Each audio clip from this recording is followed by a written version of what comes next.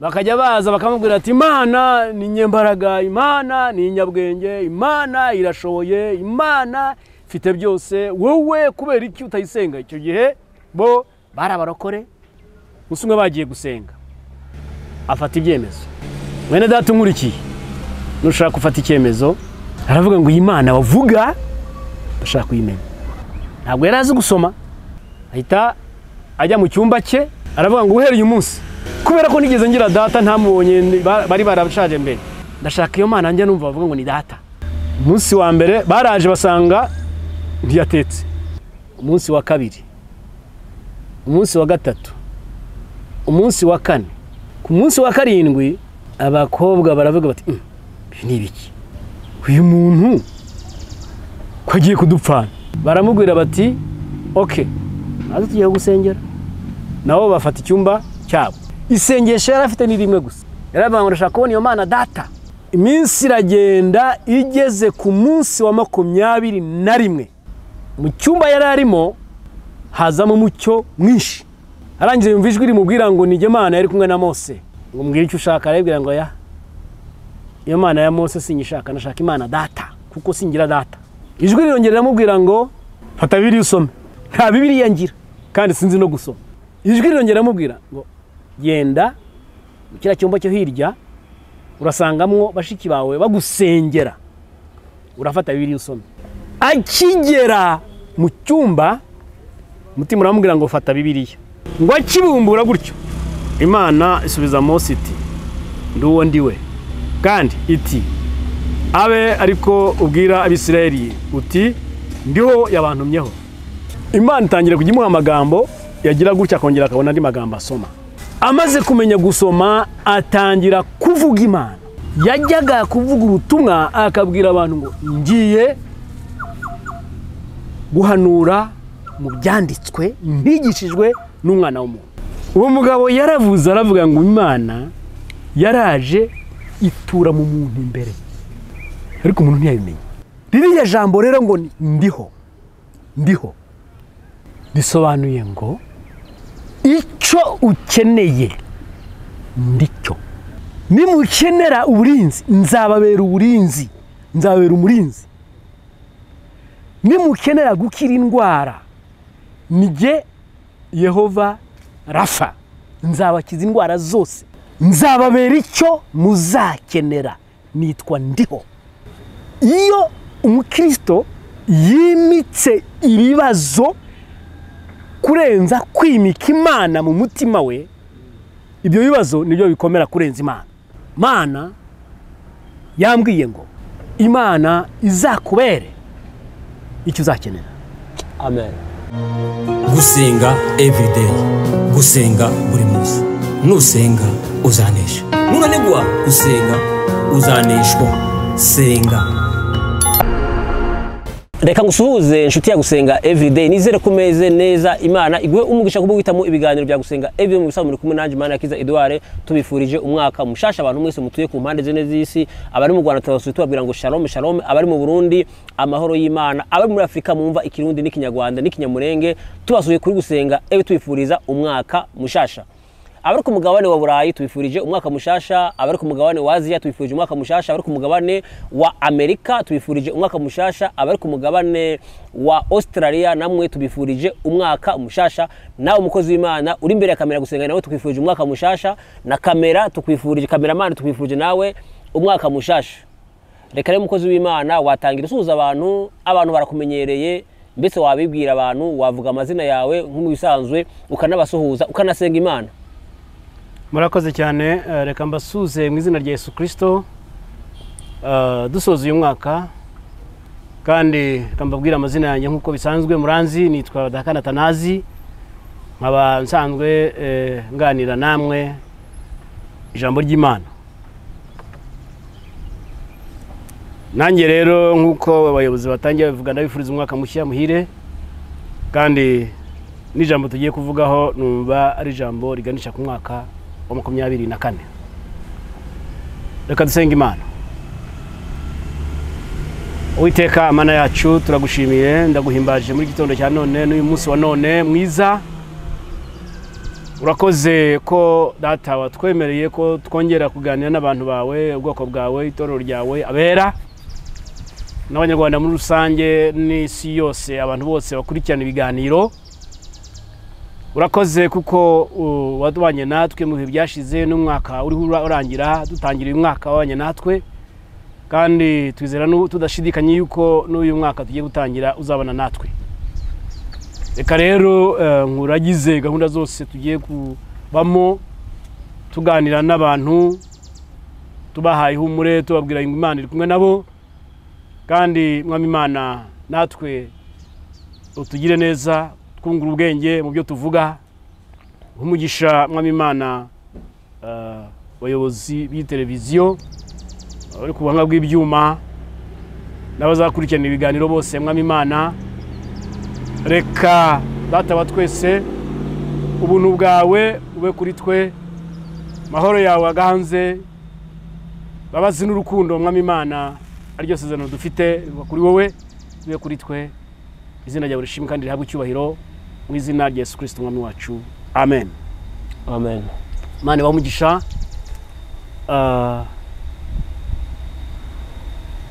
Uyu munsi wa none nizera ntashidikanya ko Imana iri kumwe nanjye kandi nizera ntashidikanya yuko n'umuntu wese wisenga iri kumwe nawe. Amen. Naje kunyuranya n'ibyo abantu bavuga, maze iminsi nkurikirana amakuru yewe ko nsenga Imana arigiye biba ngombwa ko nyuranye n'ibyo abandi bavuze, atari uko nabapinze ahubwo ni umwuka w'Imana abatuganiriza. Reka dusome ijambo ry'Imana mu gitabo cyo Kuva hanyuma dukomeze. Turasoma igice cya 3 hanyuma tuze gusoma na Yohana igice cy'8 umurongo wa 58. Turasoma Kuva 13 guhera ku murongo wa 13 tugeze ku murongo wa 15. Ndasoma mu izina rya Yesu. Mose abaza Imana ati, ningera ku Bayisiraheli nkababwira ati ni Imana yabasokuruza banyu yabantumyeho bakambaza bati yitwa nde, nzabasubiza iki? Imana isubiza Mose iti, ndi uwo ndiwe. Kandi iti, abe ariko uzabwira Abisiraheli uti ndiho yabantumyeho. Kandi Imana ibwira Mose iti, abe ariko uzababwira Abisiraheli uti Uwiteka Imana yabasokuruza banyu, Imana ya Aburahamu na Imana ya Isaka, Imana ya Yakobo yabantumyeho, niryo zina ryanjye iteka ryose. Uru rwo rwibutso rwanjye ruzahoraho ibihe byose. Dusome no muri Yohana igice cya 8 ku murongo wa 58. Bibiliya iravuga ngo Yesu arababwira ati, nukuri ndababwira yuko Aburahamu ataravuka ndiho. Mwakire neza ijambo ry'Imana. Amen. Ngiye gutangira mbabwira inkuru imwe hanyuma nze kubabwira iyo jambo cy'Imana iringuyeho. Hari umuntu muri Australia,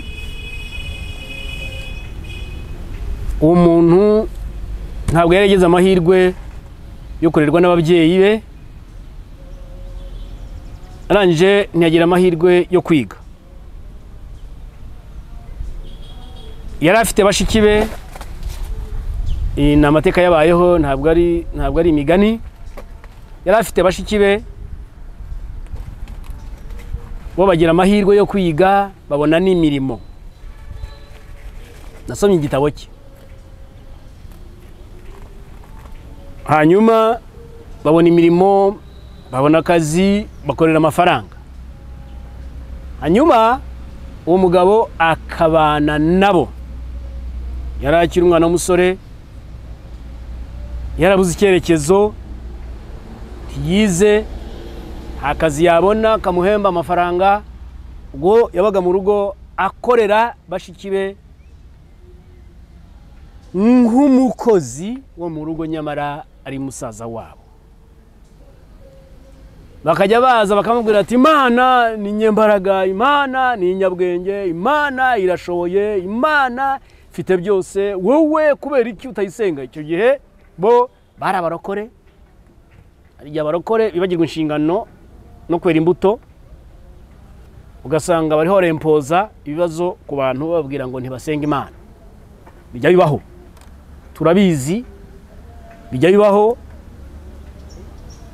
Murokore yaba yabonye akantu ubuzima bwe busa n'ubwahindutse ati wowe ntusenga. Umukozi w'Imana yabona ibintu byaragenze neza ati bara ntibasenga.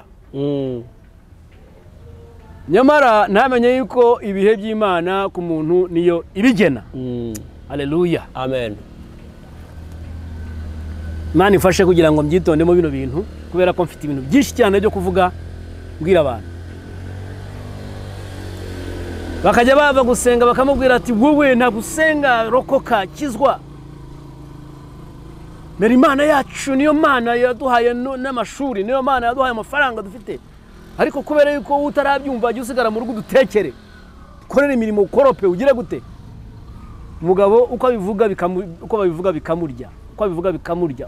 bikamurya. Ariko se abantu bambwira Imana,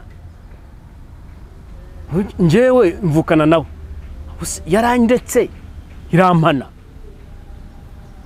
Umugabo akomeza aba muri ubwo buzima bumugoye, uzi kubana n'abantu bize, bafite amashuri, bafite akazi n'amafaranga, wowe utarize, bijya bibaho.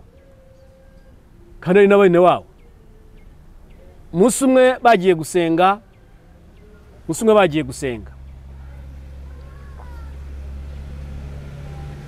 afata ibyemezo.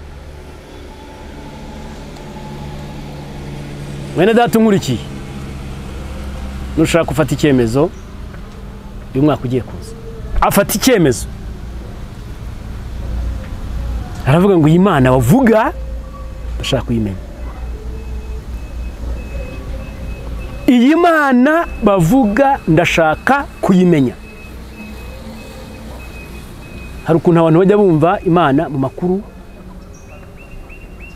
bagasoma Bibiliya, bakumva ijambo ry'Imana, bakumva ubuhamya butandukanye, rwose bashaka bakajya no mu materaniro, bakajya mu makanisa bagasenga, rwose akenemera akamanika ibiganza ati nemeye kwakira Yesu Kristo mwami n'umukiza.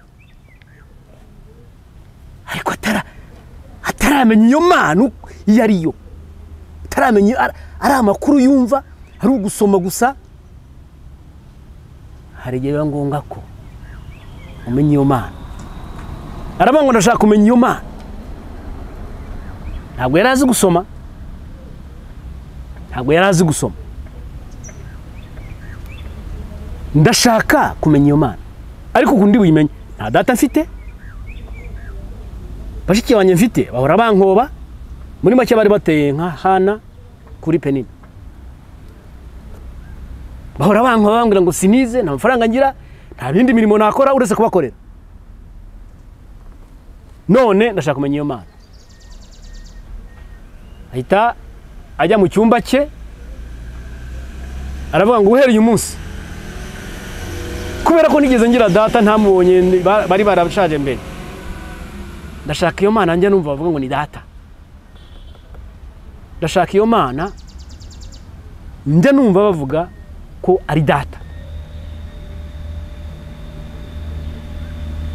Umunsi wa mbere baraje basanga ntiyatetse, ibintu basanga inzu irarangaye, basanga ibintu nta kigenda, bati byagenze gute? Ntabwo turi buguhe ibyo kurya nudateka. Ati ntabyo nshaka mubireke, kandi sinshaka no kurya no guhera uyu munsi.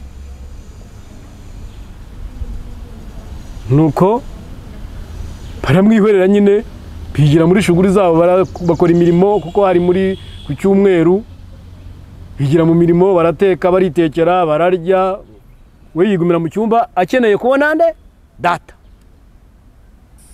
umunsi wa mbere umunsi wa kabiri umunsi wa gatatu umunsi wa kane umunsi wa gatanu umunsi wa gatandatu ku munsi wa karindwi abakobwa baravuga bati ni ibiki uyu muntu kwagiye kudupfana kuko basengaga baravuga ati nta bundi buryo twakora baramwinyiga bati aravuga ngo si shaka kurya baramubwira bati okay nazo tugiye gusengera nabo bafata icyumba cyabo batangira kumusengera isengesho yarafite ni rimwe gusa yaravuga ngo ndashaka kubona iyo Mana data kandi ninyigisha gusoma nibwo nzamenya ngo irahari umunsi wa 8 umunsi wa 9 bariho baramusengera nabo byabashobeye nta bundi buryo bafite uretse kumusengera kuko baramwinyize yaranze iminsi iragenda igeze ku munsi wa 21 Imana yigira iminsi isura abantu n'ibihe umunsi wa 21 mu cyumba yari arimo hazamo umucyo mwinshi arangije yumva ijwi rimubwira ngo ni Imana yari kumwe na Mose ngo mbwira icyo ushaka arabwira ngo ya iyo Mana ya Mose sinyishaka nashaka Imana data kuko singira data njyewe singira data ndashaka iyo Mana njya numva bavuga ngo yitwa data ijwi rirongera riramubwira ngo fata Bibiliya usome yewe nta Bibiliya ngira arambwira ngo mfite ese wowe uvuye wundi uvuye he nta Bibiliya ngira kandi sinzi no gusoma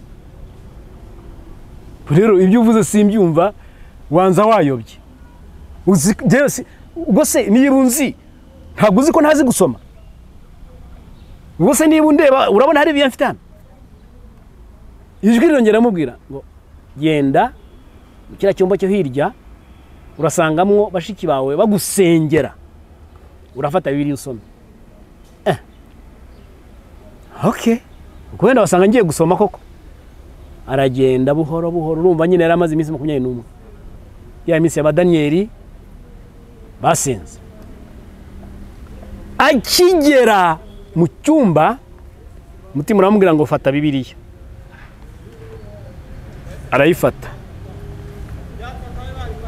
ngo akibumbura hari ukuntu abavuga butumwa bajya batomboza ariko ngo n'abakozi Imana bajya batomboza ngo akibumbura gutyo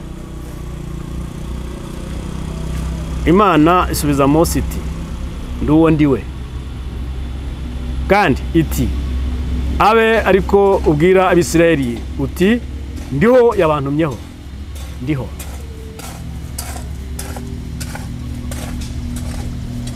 noneho Imana itangira kugimuha amagambo yagira gutya akongera akabona andi magambo asoma arasoma arasoma arasoma arasoma arangije amaze kumenya gusoma atangira kuvuga Imana nabwiye ngo yaravuze ngo ndashaka kumenya iyo Mana data yajyaga kuvuga ubutumwa akabwira abantu ngo ngiye guhanura mu byanditswe mbigishijwe n'umwana w'umuntu rimwe nyitangira kuvuga ubutumwa Imana yarambwiye ngo mpaye umuzingo datangwa n'abantu ngira ngo nukujya mu mashuri menshi gerageza no kujya mu mashuri menshi nukuri nagerageje kwiga Bibiliya ariko iryo jambo nanuye umunsi njya ngibuka ngo haye umuzingo datangwa n'abantu uwo mugabo yakoreshejwe ibintu bikomeye cyane yageraga mu rusengero akavuga ati uyu munsi tugiye kuzura abapfu bapfuye. Noneho umuntu umwe ngo arahaguruka mu rusengero mwase, hano wabonye hari amarimbi? Ntabwo uzi ahantu amarimbi ari. Ni nkaho umuntu yabwira ntabwo uzi aho urusoro ruri. Ngo ahita ababwira ati hano muri urusengero hari abantu bapfuye bahagaze. Hari ukuntu abantu babaho barapfuye bahagaze. Mumaze iminsi mwumva nigisha imiryango ku by'imiryango. Hari imiryango ibiriho ukabona basa n'abameze neza, nyamara imiryango yarapfuye yarashize, barapfuye. Arababwira ati uyu munsi ndashaka kuzura imitima y'abantu bapfuye bahagaze. Yagiye avuga utuntu twiza, nasomye igitabo cye. Yaravuze ngo itorero abakristo benshi basa n'Abisiraheli bari mu butayu. Imana ibabwira ngo mbajyanye mu gihugu cy'amasezerano gitemba amata n'ubuki. Ariko ibitekerezo byabo bikaba biri muri Egiputa bakandagira ibyondo babumba amatafari. Niko yavugaga. Abakristo niko bateye. Abakristo niko bateye benshi.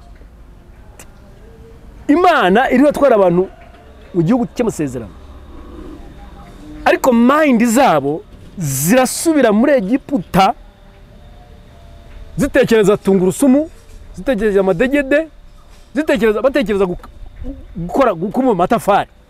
Ati uko niko abantu benshi b'abakristo batekereza. Ahagarara mu rusengero akavuga ati Imana irakomeye, Imana ni nyembaraga, Imana irashoboye, Imana ni umutunzi wa byose. Ariko ejo yajya ku kazi bamuhemba amafaranga, yaza agahora n'umusinzi wayanywereye yose. Umusinzi yamubwira ati ati isukari irahenze. Ibitekerezo bye bigahita byakira ngo isukari irahenze ntazashobora kubaho. None se uwo w'umukristo usenga Imana nuriya waraye mu kabara ngo umushara kawumara, baraba batandukaniye. Nawe ibitekerezo bye biri mu kabari, kuko yataza ko afite ibitekerezo mu kabari, akabwiye umuntu w'umusiti nubwo isukari henze tugomba kubaho, nubwo ibintu byazamutse tugomba kubaho, ngomba kubaho. Muntu nyumva, muntu ukurikira ikiganiro, ugomba kubaho. Nta kuntu wambwira ngo ibintu bizabura kuzamuka kandi iterambere rizamuka. Ahubwo Imana iguha ubwenge ushobore gukora ibirenze. Imana iguha ubwenge ushobore kugira umusaruro urenze. Imana iguha ubwenge ushobore kumenya no gusobanukirwa ibyo ugomba gukora kugira ngo uzamuke mu ntera. Hari ukuntu bajya bavuga ngo bagasoma cya cyanditswe Elisa yavuze ngo ejo ikiro kimwe ngo ejo nk'iki gihe, ejo nk'iki gihe ngo ikiro kimwe cy'umuceri kizaba kigura 200, ni urugero. Noneho bakananirwa gukora ikintu bita context. Imana yo uko ibintu bizamuka izamukana n'abantu bayo, ibana nabo muri ibyo bise ngo birazamutse, kuko yo ntigigira imipaka. Ntabwo Imana ari ikiro kimwe cy'umuceri. Bibiliya iravuga ngo isi n'ibiyuzuyemo nibyo Uwiteka. Haleluya, amen. Isi n'ibiyuzuyemo nibyo Uwiteka. None se ni gute waba uri ikiro cy'umuceri uyu munsi ukavuga ngo ibintu byacitse? Ikubwenge njye mbwira abantu ngo mujye mwiga musobanukirwe, mumenye ubwenge bw'ibyo munyuramo. Nuburi ikiro cy'umuceri umenye impamvu, utekereze umenye impamvu. Imana yaguhaye ubwenge, Imana yaduhaye ubwenge. Nitwe umwana w'umuntu nicyo kiremwa cyonyine Imana yashyize mu itekerezo byayo. niyo mpamvu ngo nababwiye ngo muri Imana, narababwiye ngo muri Imana, iryo jambo rirahari, narababwiye ngo muri Imana. Iyo Imana ivuze ngo narababwiye ngo muri Imana, bivuze ngo muri mwe harimo ibitekerezo by'Imana, mushobora gukereya, mushobora kurema ibintu bikaremeka. Ndacyavuga kuri nkuru ya mugabo, arongera avuga ati umuntu w'umukristo uzi ngo Imana ishobora byose, ubibwirizwa buri cyumweru buri munsi agasoma Bibiliya, iyo agiye kwa muganga bakamubwira ngo warwaye indwara idakira, ahita yakira bwa butumwa bwa muganga, warwaye indwara idakira, genda witegure kwipfira. Agahita yaki. Uwo ni umuntu ejo wari ku rusengero, ni umuntu babwiye ngo Imana ikiza indwara zose, ni umuntu babwiye ngo Imana irakomeye, ni umuntu babwiye ngo Imana ishobora byose, ni umuntu babwiye ngo Imana isumba byose, ni umuntu babwiye ngo nta kinarira Imana. Ariko yajya kwa muganga bamubwira ati twagusuzumyemo indwara idakira, agahita ataha ibitekerezo byanyuranye. Ejo akajya mu rusengero ati munsengere bene data, mushakira amafaranga, ndashaka kujya mu Buhinde, bose nta kibazo, nta kibazo. Ariko nakagize bya bitekerezo by'Imana imbwira, nakagize bya bitekerezo by'Imana imbwira, nakagize ya mind. Bibiliya iravuga ngo mugire bya bitekerezo, mugire wa mutima wari muri Kristo. Uko Bibiliya ivuga, mugire wa mutima wari muri Kristo. Nubwo yari Imana, yaretse ubumana bwe aramanuka aza muri iyi si. Bibiliya ikavuga ngo yisiga, asigara ari ubusa, ngo yambara kamero k'umugaragu, ndetse yemera no gupfa ku musaraba. Mu Filipi ni kwavuga biriya Yesu ko yakoraga, ntabwo yabikoraga bya bindi umuntu yikora ngo arashaka kwibabaza, yabikoraga ku bwanjye nawe, yabikoraga ngo umwana w'umuntu acungurwe, yabikoraga ngo umwana w'umuntu ayongera asubirane ya shusho yo muri Edeni, yabikoraga ashaka kuzana impinduka.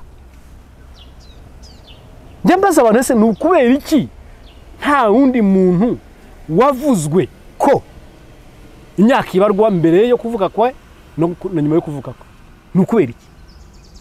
Ese ako konyine nikatuma abantu bizera Imana? Ni ukubera iki tutavuga umuntu? Singiye kuvuga amazina y'abakuru b'amadini yabayeho. Kubera iki tutavuga umuntu? Kubera iki tutavuga mbere ya Abrahamu na mbere ya Mose? Kubera iki tutavuga nyuma yo kuvuka kwa Mose, tutavuga nyuma yo kuvuka kwa Yakobo? Tuvuga ngo nyuma mbere yo kuvuka kwa Kristo na nyuma yo kuvuka kwa Kristo. Ni ukubera iki? Ni ukubera iki? Ese ngo waba utizera Imana ntiwabitekereza? Ni ukubera iki Kristo ari we reference y'imyaka n'ibihe? Ibyo bintu nyine umuntu njyatuma bitekereza. Iryo jambo ryonyine icyo ngiza ni mbere ni BC, before Christ, na nyuma ni after, ariko bivugika mu Kilatini AD, anno domino. Ni ukubera iki? Ese umuntu ntashobora kwitegereza, ntashobora kwibaza, none se abaperezida bagiye babaho bakomeye cyane n'abami benshi cyane, kubera iyo tutavuga umwami w'abami Constante? Kubera iki tutavuga Muhammad mbere yo kuvuga kwa Muhammad na nyuma yo kuvuga kwa Muhammad? Kubera iki tutavuga Hindu? Kubera iki tutavuga Buddha? Kubera iki? Bibiliya irimo abantu benshi cyane. Kubera iki tutavuga? Tukavuga ngo mbere yo kuvuga kwa Yesu na nyuma yo kuvuga kwa Yesu.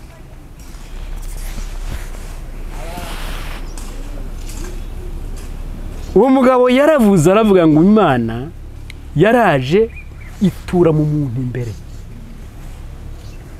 ariko umuntu ntiyabimenye.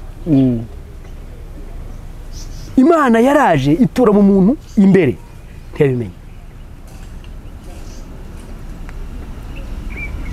Igitabo cy'umuhanuzi Zefaniya igice cya 13 n'umurongo wa 17 iravuga ngo Imana ituye muri wowe imbere, bizakunezereza, bizakwishimira. Imana ituye muri wowe imbere.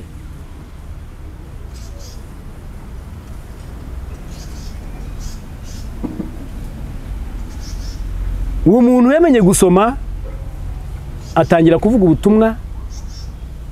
Nababwiye ngo yajyaga gusoma Bibiliya akabwira ngo ngiye kubwiriza, ngiye guhanura mu byanditswe, ntigishijwe n'umuntu, yigishijwe n'Imana. Yamwigishije gusoma. Aho ngaho rero niho bakura ubusobanuro bw'ijambo ndiho. Bashakashatsi, ndiho, ijambo ndiho, ijambo ndiho. Mose amaze imyaka 80 avutse. Yashatse gukiza ubwoko bw'iwabo afite imyaka 40.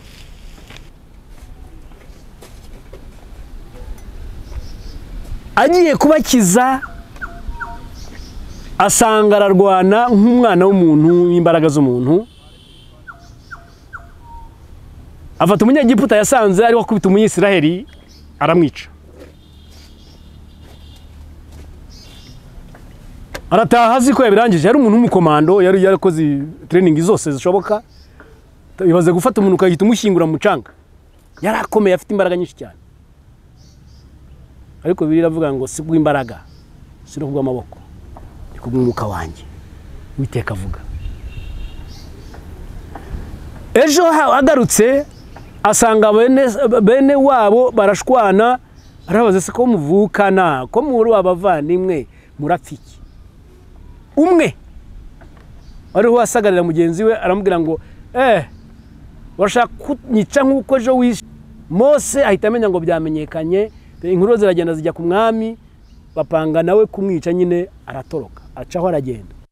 Agiye murazizi inkuru, ajya mu butayu, aza kugeraho asanga abana b'abakobwa n'abandi bashumba baragiye baza kuhira.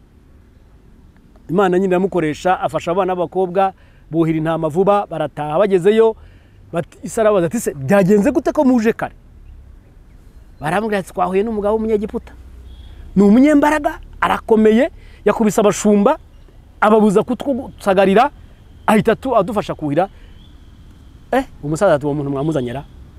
Bahita bagenda bajya kumuzana, niko kuba kwa sebukwe, ahita anashingirwa umwana w'umukobwa Zipora, aba umukwe wa Yetiro. Arongera akoresha abaho imyaka 40 ari umushumba. Akimara kugeza imyaka 80 agiye kuragira intama, ari mu gihuru, ari mu ishyamba, agiye kubona, ni inkuru muzi, agiye kubona abona igihuru cyaka kidakongoka.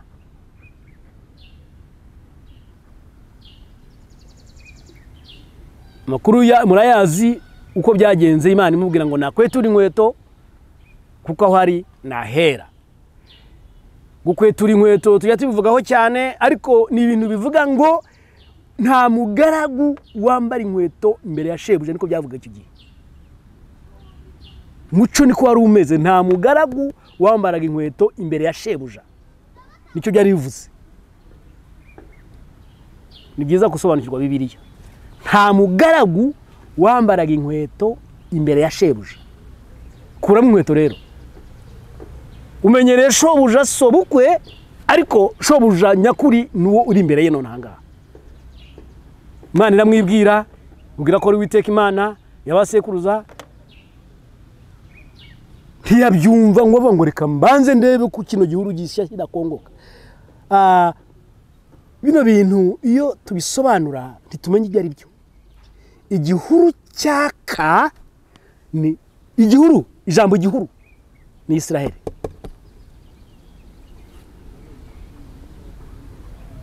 Umuriro ni ibibazo barimo. Kudakongoka nuko Israel nta kizaba. Haleluya. Amen. Ibi bintu iyo mbyigisha ndafashwa. Israel ni igihuru. Uriya muriro ni ibigeragezo bashyirwamo na Farao. Uriya muriro ni ibigeragezo bariho bakubitwaga inkoni. Bari mu bucakara, mu bubata. Bamaze imyaka myinshi cyane, 450. Imana rero imwereka ari igihuru cyaka kidakongoka ariko havugiramo ijwi. Navuze ngo igihuru ni Israel.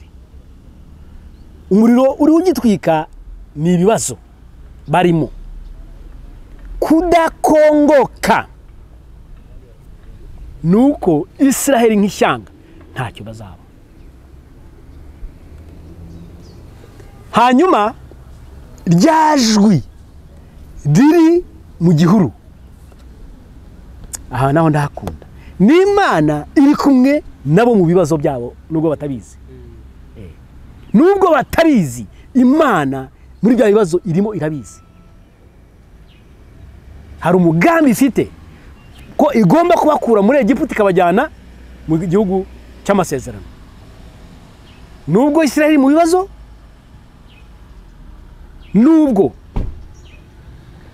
bumva bafite ibigeragezo bikomeye, bari mu bucakara bukomeye, ariko Imana iri hagati muri bo, iri muri bo, irabireba. Hari igihe abantu bahura n'ibibazo bakabwira ko Imana yabataye, ariko nyamara muri bya bibazo niho Imana ibiri neza. Iramubwira ngiye kumutuma, murabyibuka uko byanditse. Mose ntiyabyumvaga nawe, kandi nta n'umuntu wari kubyumva. Ni koko hari igihe umuntu agira mu bibazo ntiyumve. Niyo mpamvu bidusaba igihe cyose gusenga no gusoma ijambo ry'Imana. Niho rero twasomye ahibaza ngo nzababwira kurinde. Nzababwira kurinde. Imyaka ni myinshi. Ayo mateka yumbwiye barayazi. Imana ya Aburahamu, Imana ya Isaka, Imana ya Yakobo. Ayo mateka barayazi. Hari igihe ubwira umuntu ati Yesu ngo twamwumvise. Navutse mwumva Yesu. Navutse numva Yesu. Ariko ibibazo ntabireba. Navutse reka twe kujya mu bataraba barokore tujye mu kirokore. Hari abantu bari mu nsengero. Mubwira ngo Yesu aragufata ati ibyo ngibyo binduyimbwira. Bimaze imyaka myinshi. Nabatizwe imyaka 20 ishize. Byo bimbwira. Mfite ibibazo. Wimbwira ibyo bintu. Mfite ibibazo. Yesu nasenze Imana kuva imyaka 20 ishize. Umukobwa umwe yigeze kubwira pasiteri, aramubwira ati pasiteri, nje gusezera Imana mu rupapuro nandike nyisezera kuko ibi ngibi sinabyemera. Nabaye umuririmbyi imyaka ngahe, mu mudiyakoni imyaka ingahe, nkora imirimo imyaka ingahe, ni jewe witanga, ni jewe ugira gute. None rero mpa urupapuro nandike nyisezera. Pasiteri ngo aribaza uyu mukobwa ndamufasha gute?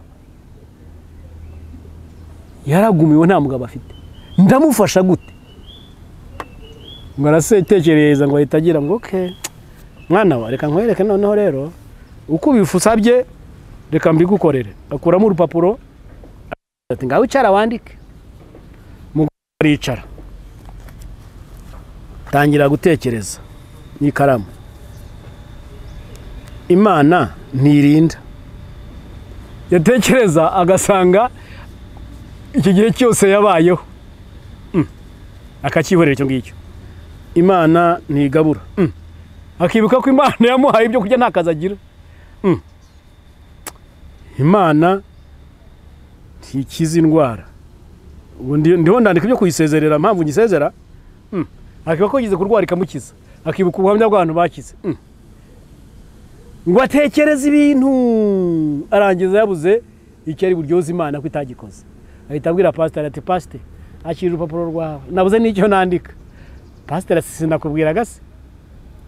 Nguhaye urupapuro ngo wandike oya andika. Birangira yabuze icyo yandika cyo kubwira Imana ko itagikoze. Ririya jambo rero ngo ndiho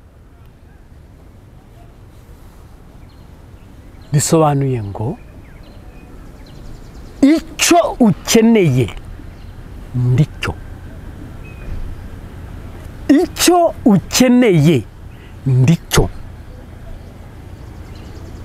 Ni nkaho yabwiraga Mose ti muzahaguruka muri Egiputa mugana i Kanani nimukenera imbaraga zo gucika abanyegiputa n'ingabo za Farawo. Nige mbaraga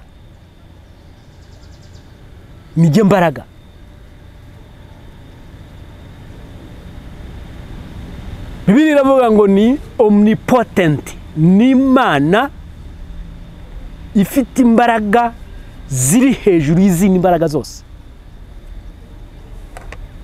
Nimukenera inzira yo gucamo nije uzababera inzira. Yesu yaravuze ngo nije nzira n'ukuri n'ubugingo. Bageze ku nyanja babuze inzira, babona ingabo zibakurikiye babura inzira.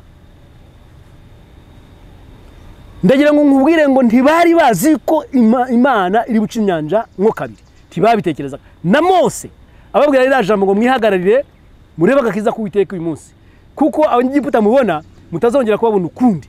Ntiyarabizi icyo Imana iri bukore. We yarazi ko Imana ifite imbaraga, ariko ntiyarazi icyo Imana iri bukore. Ntabwo yarazi ko Imana iri buca inzira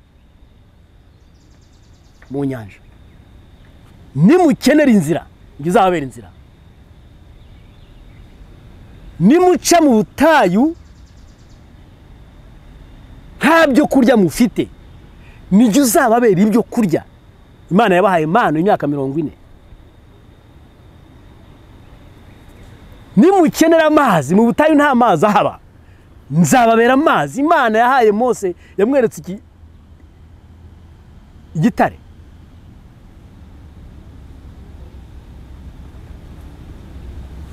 Agikubita ngo navanamwe amazi. Nimukenera uburinzi nzababera uburinzi, nzababera umurinzi. Nimukenera gukira indwara nije Yehova Rafa, nzabakiza indwara zose. Niko birayanditse. Nije Mana igukiza indwara zose. Nzababera icyo muzakenera, nitwa ndiho.